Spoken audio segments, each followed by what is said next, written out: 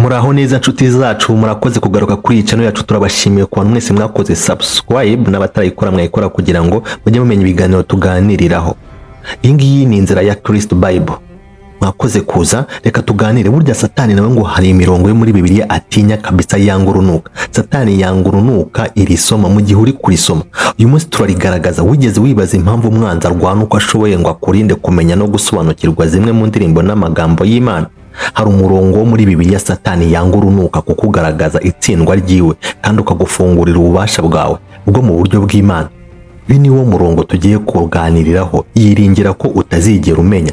Mu butumwa bukomeye cyane tugiye gusangiza uyu munsi, tuzavuga ukuri ikuzimu utinya kurusha ibindi byose. Tuguhishurira uko ushobora kugenda mu bubasha budashobora guhagarikwa, ugatsinda ibitero byose kandi ukabaho mu intsinzi. Niba witeguye kumenya ingoyi, ugutsinda imbaraga z'umwijima no gucecekesha ibinyoma by'umwanzi, iyi niyo saha yawe. Guma hafi kuko tugiye kugera ku musozo w'iyi video. Uzaba wamaze kumenya neza umurongo umwanzi atinya cyane, ahubwo uzamenya n'ukuntu ushobora kuwukoresha bishobora kuguhindura ubuzima bwawe burundu. Ntucikwe n'iri hishurirwa rihindura ubuzima, kuko ukimara kubyumva byonyine gusa umwanzi ntazigera gusaba ukundi, azigera ba uruhande rwawe. Nshuti yanjye, hari imbaraga mu ijambo ry'Imana, imbaraga zikomeye cyane zidashobora guhagarikwa, zishobora gutigisa imijyi yose y'umwijima ubwayo. Ijambo ry'Imana si inyandiko gusa cyangwa impapuro zanditswe, ni rizima, rirakora kandi riryoshye kurusha inkota yose ibiri impande zombi. Abaheburayo 4:12 rifite imbaraga zo kumena ingoyi, gusenya imbaraga z'umwijima no guhindura burundu ejo hawe. Kandi reka nkubwire ikintu kimwe, umwanzi arabizi neza. Niyo mpamvu ikintu atinya kurusha ibindi atari indirimbo yawe cyangwa gusakuza kwawe, ahubwo ni uguhishurirwa kwawe. Satani atinya igihe uzi ijambo nk'iri ngiri, igihe urivuga kandi igihe urihagazeho. Nyamara hari umurongo umwe ukomeye cyane utinyitse mu bwami bw'umwijima, ku buryo Satani yanga cyane igihe umenye uko kuri. Kubera iki? Kuko umurongo ugaragaza itsindwa rye kandi ukakwereka ububasha ufite bwo kumutsinda. Kandi uyu munsi ndawugusangiza, ariko wumve neza, ubutumwa si amakuru gusa, no gukangurirwa. Kuko iyo wumvishije ijambo ukaryizera kandi ukarivuga, byose birahinduka. Ibitekerezo byawe birahinduka, umwuka wawe urahinduka, ntibikiguhangayikishije, byose bikubaha mu izina rya Yesu Kristo. Urinde mbere yo gukomeza, niba ubu butumwa buri kugukoraho mu mutima, fasha ukande like kugira ngo abandi benshi bakeneye kumvira ijambo ribahindura ubuzima nabo baribone. None fata Bibiliya yawe turebe, fungura umutima wawe kandi witegure, kuko umwanzi atangiye kugira ubwoba bw'ibyo ugiye kumenya. Reka tumwambura amayeri yiwe, dukingura ububasha bwawe kandi dusohora intsinzi wari ufite kuva mu ntangiriro. Bavandimwe, reka mbabwire, kimwe mu bintu bibabaje cyane mu bwami bw'Imana si ukutagira imbaraga, ahubwo ni ukutagira ubumenyi. Umwanzi ntatinya kuba ajya mu rusengero, ntatinya ijwi ryawe rirangurura. Icyo giti gisa ubwami bw'umwijima ni igihe uzi uwo uriwe kandi ugatangira kugenda mu bubasha n'Imana yaguhaye kwera, kandi ikaba yarabiguhaye kera. Reba, akenshi tumeze nk'ingabo zoherejwe ku rugamba, twambaye intwaro zose, dufite amavuta y'Imana, ariko akenshi ntidushobora gukoresha inkota zabyo kuko batamenya ko bazifite. Hosea 4:6 haravuga ngo abantu banjye bararimbuka babuze ubumenyi. Si ukubura imbaraga, si ukubura amasengesho, ahubwo ni ukubura ubumenyi no kumenya ibyabo. Satani arakora cyane mu mwijima w'ubujiji, ariko iyo urumuri rw'Imana, ijambo ry'Imana riwucanya, ingoyi zirameneka, imbaraga z'umwijima zigasenyuka. Reka tuvuge ku rugamba rukomeye, intambara yo mu bwenge. Aho niho umwanzi aterera ibitero bikomeye cyane. Satani ntakeneye kugufata amaboko niba ashobora kuboha ibitekerezo byawe. Azuzuza mu bwenge bwawe urujijo, agupfunyike mu kinyoma kandi agufatire mu bwoba. Azi neza ko naramuka ategetse ibitekerezo byawe, azaba ategetse ubu n'ubuzima bwawe. Niyo mpamvu Pawulo yavuze muri 2 Abakorino 10:5 ngo dusenya ibitekerezo n'ikintu cyose cyishyira hejuru y'ubumenyi bw'Imana, kandi dutwara mu bunyago ibitekerezo byose byumvira kugira ngo byumvire Kristo. Kuko ubujiji si ni ikibuga Satani akiniraho. Arashaka kutazigera ubumenyi by'Imana yagusezeranyije, ko wibaza ku bubasha bwawe kandi ukabaho munsi y'umurage wawe. Ariko umunsi wamenye iki ijambo ry'Imana rivuga ku byo uri byo koko, uwo uriwe n'ibyo utunze mu mwuka, ni wo munsi uhagarika guhunga k'umwanzi mu buzima bwawe. Ndimo gutuma guhunga se? None reka tuvuge ku mbaraga z'ubumenyi bwo mu mwuka, kuko ijambo ry'Imana ari intwari ikomeye cyane itinywa n'umwanzi. n'ubumenyi ubwabwo n'intwaro. Ukwizera uzi ijambo ry'Imana ashobora guhangana n'ibinyoma byose by'umwanzi. Iyo Satani akubwira ngo ntuzigera ubohoka, uramusubiza uti ubu mwana w'Imana arabohoye, ni nyakuri yarabohowe. Yohana 8:36. Iyo akubwira mu matwi ngo uri wenyine, uramubwira uti ntazigera nsiga cyangwa ngo andeke. Abaheburayo 13:5. Ubumenyi bw'ijambo ry'Imana n'intwaro yawe yo mu mwuka ukuraho ibirego by'umwanzi, bushyiraho imyambi ye yaka umuriro, kandi busenya ibinyoma byose yubatse mu buzima bwawe. Niyo mpamvu umwanzi arwana uko ashoboye ngo agukure kure ya Bibiliya. Ntibimushishikariza niba uyifite ntabikunda, ahubwo biramubabaza niba uyizi, kuko ijambo ry'Imana nicyo kintu adashobora kujyaho impaka. Kandi dore ikintu ugomba gusobanukirwa: Satani atinya guhishurirwa kurusha kwihangana. Guhangana umwanzi ni kimwe, ariko igihe amenye uwo uri we muri Kristo, ntabwo gusa umuhagarika, aramuhagarika, aramubwira kandi aramutegeka. Icyo Satani atinya kurusha ibindi ni umwizera wamenye uwo ari we. Reba Yesu igihe yageragezwaga mu butayu, ntiyatangiye impaka, ntiyanasabye imbabazi. Yaravuze ati byanditswe ngo, Matayo 4:4. Intwaro ye ntiyari amarangamutima, ahubwo yari uguhishurirwa. Iyo uvuze kumva ijambo ukagera ku kurimenya no kurivuga, umwanzi nta kindi aba asigaranye uretse guhunga. Reka ngusangize inkuru ikomeye. Hari umugore wari waramaze imyaka myinshi arwana n'ubwoba bukabije, gusinzira bigoye, n'ihungabana rikomeye. Yarasengaga, akakira, akarira, akanasaba, ariko ntihagira impinduka imubaho. Umunsi umwe ahura n'ijambo ry'Imana byamuhinduye byose. 2 Timoteyo 1:7. Ko Imana ntiyaduhaye umwuka w'ubwoba, ahubwo yaduhaye uw'imbaraga n'uw'urukundo n'uw'ubwenge bwiza. Yaritangiye kurivuga ku mugaragaro, arirangurura buri munsi. Mu gihe gito yamenye ko ubwoba atari umugabane we, ahubwo ari umushyitsi utarakiriwe. Yahagaritse gusabira amahoro, ahubwo atangira gutegeka ubwoba gusohoka mu buzima bwe. Impinduka yabaye nini cyane ku buryo n'umuryango we wabibonye. Uko guhishurirwa kumwe kuva mu ijambo ry'Imana gushobora kumena ingoyi z'imyaka yose y'ubwiyunge n'ubwoba utigeze ushobora gutsinda. None unyumve neza, umwanzi ntatinya Bibiliya yawe, kuko iri ni isomo, ni isoko y'ububasha bwawe. Azi neza ko nugera kumva byuzuye ibyo Imana yashyize muri wowe, ntuzongera gusa kubaho utsinda intambara, uzajya utegeka n'intsinzi.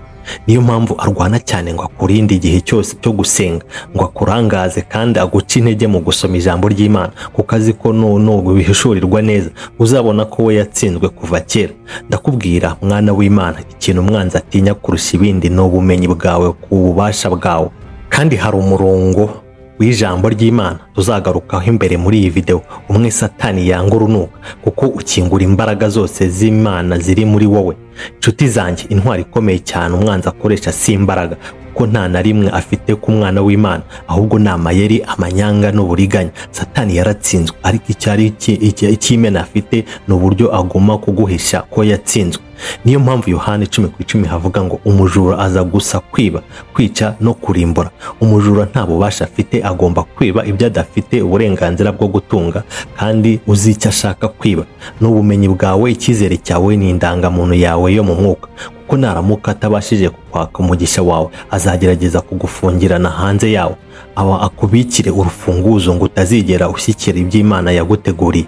None fata umwanya, wimure, wihumure, kuko igice gikurikiraho kigiye kugufungura byinshi kurushaho. Turaza kugaragaza icyo ijambo ry'Imana rivuga ku mbaraga ziri muri wowe, nuko ushobora gutuma umwanzi aguhunga burundu. Tugiye guhishura amayeri y'umwanzi no gusubirana urufunguzo rw'umurage wawe. Icyambere mu mikorere y'umwanzi ni uburiganya. Reba mu murima wa Eden, Itangiriro 3:1 haravuga ngo, inzoka yari inyaryenge kurusha ibindi byose Imana yari yararemye. Ibwira umugore iti, mbese kuko Imana yaravuze ngo ntimuzarye ku mbuto zose zo mu murima? Urebye neza, umwanzi ntiyaje afite inyota cyangwa inkota, yaje afite ikibazo. Intwaro ye yari ugushidikanya, naho amayeri ye yari uguhindura iby'Imana yavuze. Niko akigerageza n'ubu ngubu.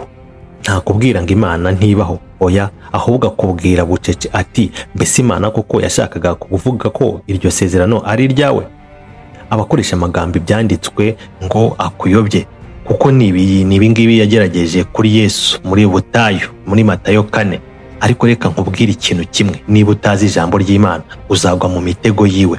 Niyo mpamvu Pawulo yavuze muri 2 Timoteyo 2:15 ati itonde usome ijambo ry'Imana wiyereke Imana nk'umukozi utazajya usabwa kunyurwa n'ibyo yakoze, utanga ijambo ry'ukuri uko riri, kuko iyo urizi ukuri neza ntushobora kuyobywa n'ibinyoma, ariko uburiganya ni intangiriro gusa. Amayeri ya kabiri y'umwanzi ni ukurangaza. Reba niba umwanzi atashobora konona ukwizera kwawe, azagerageza kuguhirika, akugenzura ku bintu byinshi. Azi neza ko adashobora gukuraho imbaraga z'ijambo ry'Imana, ariko azakoresha amasaha yose kugira ngo utazigera urifungura. Azaguhungishiriza ako kazi ibibazo cyangwa ibinezaneza by'isi. Azatuma ushyira amasaha ku mbuga nkoranyambaga, ariko gusoma Bibiliya bikagushobokera nk'umuzigo. Kubera iki? Nuko azi neza ko umurongo umwe gusa wumviswe neza ushobora gusenya umugambi we wose mu buzima bwawe. Zaburi 1:2 iravuga iti ahubwo shimira amategeko y'Uwiteka, kandi ayo mategeko akayatekereza ku manywa na nijoro. Nyumvira neza, umwanzi atinya cyane umwizera utekereza ku masezerano y'Imana kurusha uwumva amagambo yayo gusa. Uko gutekereza ijambo ry'Imana bihindura ubumenyi mu guhishurirwa, naho guhishurirwa kukabyara ububasha. Hanyuma hakaza igitero cya gatatu kandi cy'umwihariko cyane, ni ugucika intege. Aha niho umwanzi aza mu buryo bwite, kuko niba atabashije kugucogoza ukwizera kwawe ku Mana, azahita atera ku kwizera kwawe ubwawe. Azakubitsa ibyo wakoze nabi, azabikwibutsa ejo hawe hashicuza umwijima n'intege nke zawe. Ashaka kukumvisha ko ntacyo ushoboye, kuko umwizera wacitse intege yibagirwa ububasha afite. Ariko reka nkubwire mwana w'Imana, imbaraga zawe ntizishingiye ku byo wakoze, ahubwo zishingiye ku by'Imana yasezeranye. Iyo Satani akubwiye ngo uri intege nke cyane, umubwire uti imbaraga ze zigaragarira mu ntege nke zanjye. Abakorino 2:12-9. Iyo akubwiye ngo washegeshejwe, wamenetse burundu, umusubiza ati yomora abafite imitima imenetse kandi akabambika ibikomere byabo. Tubisanga muri Zaburi 147:3. Yego, gucika intege birashoboka kuza kukugeraho neza, ariko iyo ijambo ry'Imana riri muri wowe ntirishobora kuguma. Reka nguhe ubuhamya nyakuri. Nigeze guhura n'umugabo wari wararwanaga n'ubusindwe n'ubwononyi imyaka myinshi. Yari yaratsinzwe, yiyumva nk'udafite agaciro kandi afunze mu ngoyi z'icyaha. Yambwiye ati narasinze ariko ntihagera igihinduka, ndasiba ariko nkumva ntakibasha gusiba. Umunsi umwe yafunguye Bibiliya ye maze asanga Abaroma 8:37 havuga ngo ahubwo muri ibyo byose turusha abandi gutsinda binyuze ku wadukunze. Yarambwiye ati uwo murongo wansutsemo nk'umurabyo mu mutima, kuko bwa mbere mu buzima bwe yamenye ko atarwanira gutsinda, ahubwo arwanira avuye mu ntsinzi. Yatangiye kuvuga ngo uwo murongo buri munsi awandika ku ndorerwamo yiwe, awuvuga ku buzima bwiwe. Mu gihe gitoya ingoyi y'ubusindwe yamufatiraga imyaka myinshi yararekuwe. Kubera iki? Kuko ukuri kwamenaguwe n'ikinyoma. Umwanzi yari yaramubwiye ati uzahora uri imbata, ariko Imana yaramubwiye ati uruwurusha abandi gutsinda binyuze ku wagukunze. Nibyo nshuti yanjye, ibinyoma bya Satani birasenyuka imbere y'ukuri kw'Imana. Ariko reka nkubwire ibanga rikomeye, ijambo ry'Imana ntabwo ari amagambo gusa, ni intwaro. Iyo urivuga si wowe urwana, ni Imana irwana muri wowe. Iyo Satani akugeraho ashaka kukubwira ko ntacyo uri cyo, ntuzamwumve. Hindukira uvuge uti byanditswe. Nicyo Yesu yakoze igihe yageragezwaga mu butayu. Avuga ko Matayo 4:4 ntiyigeze ajya mu mpaka na Satani, ntiyamubwiye iby'amarangamutima yiwe, ahubwo yavuze ijambo. Kuko ijambo ry'Imana rifite ububasha bwo guca imanza. Iyo rivuze, ububasha bw'ijuru buba bugukozeho. Niyo mpamvu Satani ahora aguhugira, agushuka ngo utazigera ubona igihe cyo gusoma Bibiliya, ngo utazigera ubona umwanya wo gusenga. Ko azi neza ko umunsi uzamenya intwaro ufite ntazongera kukuganza ukundi. Ijambo ry'Imana ni inkota y'umwuka. Iyo uyikoresheje neza, igahita icamo ibinyoma byose bya Satani akoresha ngo akugaragaze nk'utsinzwe. Niyo mpamvu Pawulo yanditse muri 2 Abakorino 10:4 ati intwaro zacu zo kurwana si iz'abasirikare, ahubwo zifite ububasha bw'Imana bwo gusenya ibihome. Ibyo bihome ni ibitekerezo bibi, ni imyumvire yo kwiheba, ni imvugo za Satani zigerageza kubaka urukuta hagati yawe no kuri kw'Imana. ariko iyo ufite ijambo ry'Imana ukarivuga mu kwizera, ibyo bihome byose birasenyuka. Nuko rero mwana w'Imana, ntukaryama udafite ijambo mu kanwa, kuko Satani atinya amarira yawe, atinya ijambo ry'Imana rivuzwe mu kwizera. Ijambo ry'Imana niryo rihindura umuntu wacitse intege akaba intwari.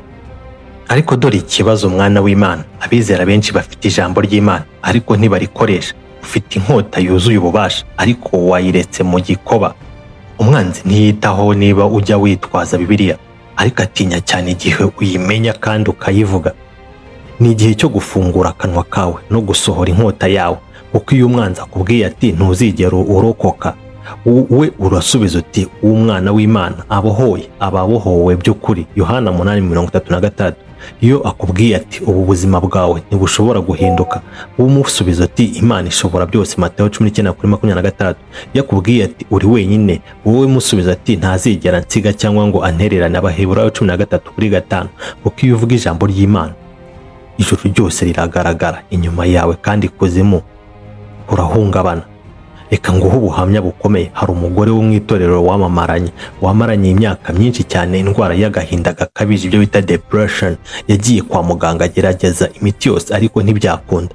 Umunsi umwe yumva ubutumwa bavuga ku ngufu ziri mu kuvuga ijambo ry'Imana. Afata Bibiliya yasoma Zaburi 42:11 havuga hati, kuki umutima wanjye unaniwe, njye ubwanjye uwiringira Imana. Nukubera iki? Buri gitondo yahagaragaraga mu nzu ye akavuga iryo jambo mu ijwi riranguruye, ntacyo yasabaga, yararwanaga.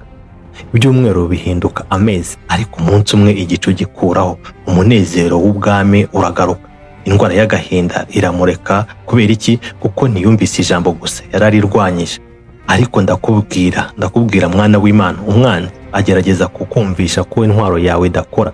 Azakubwira ngo amasengesho yawe ntacyo avuze, ko amagambo yawe nta bubasha afite. Ariko ndakubwiye ukuri, impamvu Satani arwana n'intwaro zawe nuko azi neza ko zikora. Isengesho ni umurongo uhuza isi n'ijuru, ariko kandi ni ikinyenga gikangura ikuzimu. Iyo usenze ntubuvugira mu kirere, uba uhagurukije ingabo z'Imana. Isengesho rihinduka mu kirere, rihindura urugamba, rikamenagura ingoyi. Nicyo kintu ngomba kumenya uyu munsi. Iyo urwana ukoresheje ijambo ry'Imana n'isengesho, umwanzi ntiyabona uko agutsinda, kuko izo ntwaro ziva ku Mana ubwayo. Kandi icyo Satani atinya kurusha ibindi ni igihe umwanzi asobanukiwe ububasha buri mu kanwa kawe. Iyo ubimenye neza, usenga ku mwami wawe. Ariko dore ijambo ryo hejuru risumba ayandi yose, ijambo rituma Satani atitira.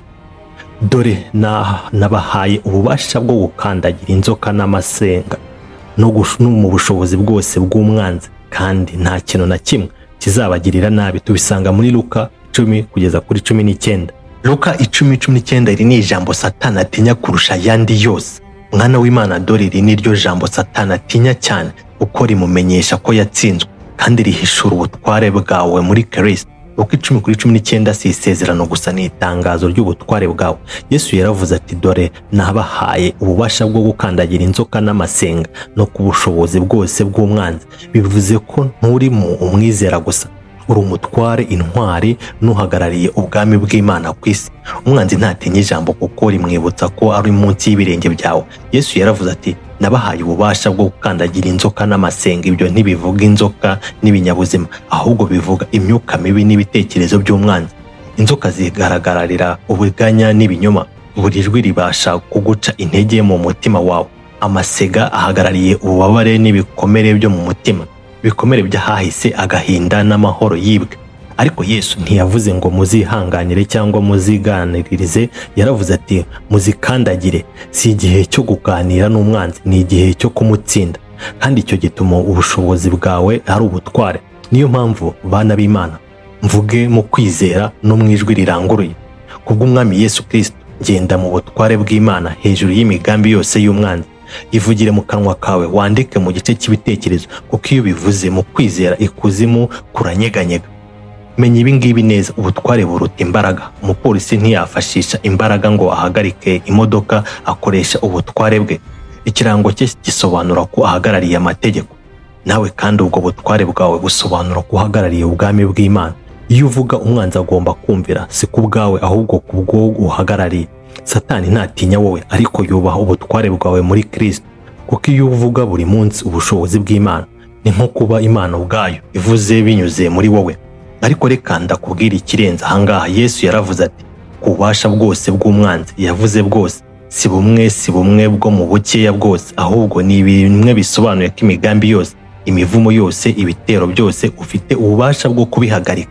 Umwanzi ashobora kurira, ariko afite ububasha bwo gufunga akanwa kawe. Ashobora kugerageza kugukomeretsa, ariko afite ububasha bwo kuvuna umutwe wawe. Ntukagire ubwoba bw'umwanzi, ni wo ugutinya, kandi ahangaha niho ikuzimu gusesa amarira, kandi nta kintu na kimwe kizabagirira nabi. Umwanzi ashobora kugutera, ariko ntashobora kugutsinda. Ashobora kugukuraho, ariko ntashobora kukurimbura, kuko iyo ugenda mu butware ugenda mu kurindwa n'Imana ubwayo. Yesaya 54:17 haravuga ngo nta ntwaro yacuriwe kukurwanya izatsinda. Yego, umwanzi ashobora gucura intwaro, ariko ntashobora kuyikoresha ngo ikore. Niyo mpamvu nkubwira umwana w'Imana. Luka 10:19 ni itangazo ryawe ry'ubwami n'ubutware. Ni ijambo Satani asengera ngo utazigera urimenya. Gukora ubutware bwa Luka 10:19 mu buzima bwa buri munsi. Mwana w'Imana, igihe umaze kumenya ubutware bwawe, ntukongere gusaba gusa, utangire gukandamira. Ntukongere kubabara gusa, utangire gutanga amabwiriza. Ntukongere guhunga umwanzi, ahubwo umutware wawe utege umwanzi guhunga kwawe. Mwana w'Imana, kumenya ko ufite ubutware ni kimwe, kugenda muri ubwo butware ni ikindi. Abizera benshi baravuga ku butware bwabo, ariko ntibabukoresha. Ubutware butavuzwe ntibukoreshwa. Luka 10:19 si amagambo yo kwibuka gusa, ni itegeko ry'urugamba. Ariko hari ikintu ngomba kukubwira neza. Ubutware si ubwikora gutyo gusa, ahubwo bushyirwa mu bikorwa. Nta nubwo ari ukubivuga gusa. Yakobo 4:7 aradusobanurira intwaro. Mwirambikire Imana, kandi murwane na Satani, azahunga imbere yanyu. Reba neza uko biteye kwemera Imana mbere yo kwirwanaho, kuko ubutware nyakuri buva mu kuyobora. Kwemera Imana. Ntushobora kugenda mu butware niba utari mu murongo wuhawe ubwo butware. Ikimenyetso cy'umupolisi nta giciro gifite niba atari munsi y'amategeko. Nuko kandi ubutware bwawe buva mu magambo yawe n'Imana. Iyo wemeye umutima wawe, ubushake bwawe n'ubuzima bwawe kuri yo, imbaraga z'Imana zinyura muri wowe, kuko umwanzi atinya umuntu wamenye n'Imana.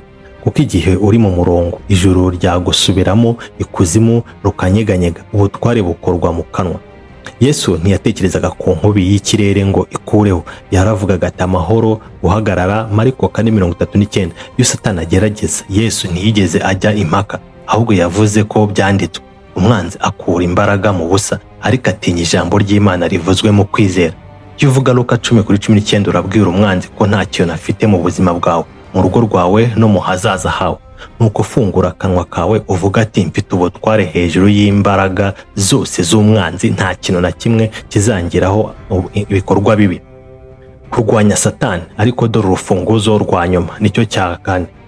Ugomba kurwanya Satani. Ubutware si amagambo gusa, ni ibikorwa. Bibiliya ivuga ko murwane na Satani, azahunga imbere yanyu. Yakobo 4:7 bivuze ko tugomba guhunga umwanzi, ahubwo umukuru imbere yawe. Iyo agerageza gutera ibitekerezo byawe, umwiryane n'ijambo. Iyo agerageza kwibasira umuryango wawe, umwiryane no mu isengesho. Gerageza kurwanya Satani. Satani azahunga kandi atinya ijambo riri muri wowe. Wibuke gukora subscribe. Iyo agerageza ubuzima bwawe, umwiryane mu kwizera. Nyumva neza, Satani ntiyava kuko afite urarira cyangwa akagushinja, ahubwo araheba kuko umutega amatwi ukamwumva. Ubutware ntibusaba, buravuga. Abizera benshi bagira ubwoba bw'umwanzi, ariko umwana w'Imana ntiyahamagariwe kubaho mu bwoba, yahamagariwe kugenda mu butware. Umwanzi ntatinya niba ajya mu rusengero, ahubwo atinya ubutware bwawe mu bwami bw'Imana.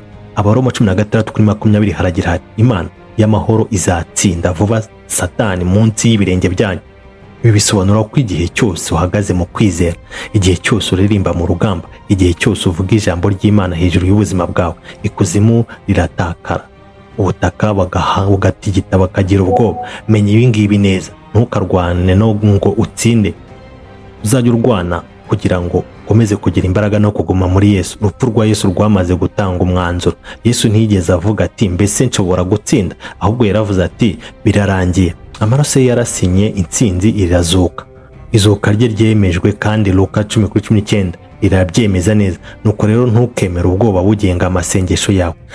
Vuga ati ufite ukwizera kw'ijuru, nturi umunyabyaha, ugerageza kubaho, uri intsinzi igenda mu butware bw'Imana. Roho yawe imwe itazuka Yesu mu bapfuye, Abaroma 8:11, iri muri wowe ubu ngubu. Ibi bisobanura ko ububasha bwose ukurikiye izuka muri mu mutima wawe ubu ngubu. Igihe umwanzi azagusaba ngo uri intege nkeya, umwibutse w'uriwe, umwana w'Imana nyir'ubwami, ufite ubutware bw'Imana kandi ufunzwe n'amaraso ya Yesu. Buri kinyoma kigomba kugwa, buri muvumo ugomba gusenywa, buri gitero cyose kigomba gutsindwa. Vuga ijambo mu ijwi riranguruye kandi wizeye, kubw'umwami Yesu Kristo ngenda mu butware bw'Imana, nkandagira inzoka zose, nkanyeganyeza amasega yose, kandi ndahagaze mu intsinzi. Nta ntwaro yacuriwe kundwanya izantsinda. Iki si ikinyoma, ni ukuri kw'ijuru. Genda muri ubwo butware, baho muri ubwo ngubwo, vuga muri ubwo butware bw'Imana. Kuva igihe umaze kumenya ubutware bwawe, ntuzongera guhunga ibiremwa by'umwanzi, ahubwo ibyo biremwa bizatangira guhunga wowe.